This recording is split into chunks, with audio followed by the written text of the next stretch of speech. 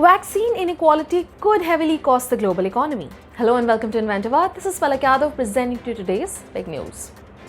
Vaccine inequality has become a rising problem in the world. The pandemic is considerably adding to the growing angst amongst various nations.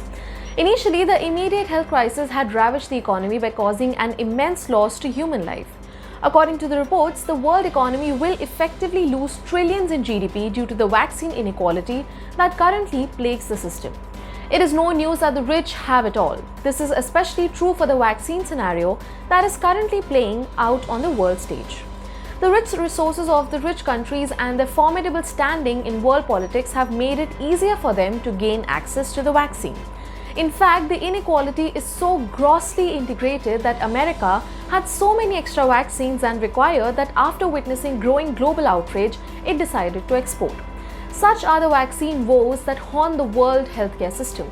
But the most immediate, crucial reason that might actually lead to vaccine inequality and increased healthcare crisis is the delayed vaccination timelines in various developing nations. It is to be noted that a threat of virus anywhere is a threat to the world altogether. In this detestable scenario, the developing economies will bear the brunt and losses due to the uneven and late rollout of vaccines. Now, as per EIU predictions, countries that are effectively unable to inoculate at least 60% of their population have much to lose.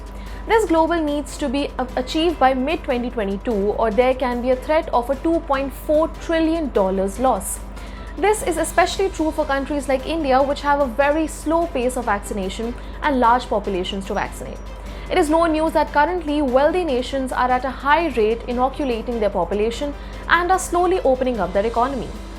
In fact, the vaccination pace is fast that now booster shots are being administered to the population. In contrast, the poorer countries are effectively lagging drastically behind in the unfortunate race to get vaccinated. It is quite disheartening that vaccination drives in various countries have to be a race and not cooperation. This effectively shows that the global economy needs robust and strategic economic diplomacy and cooperation.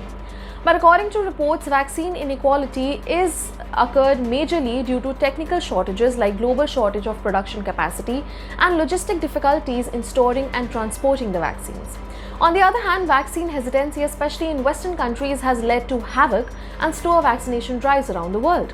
But the major inequality was seen when various developing countries had to besiege for funds from the affluent nations as they could not afford the vaccines for their own residents.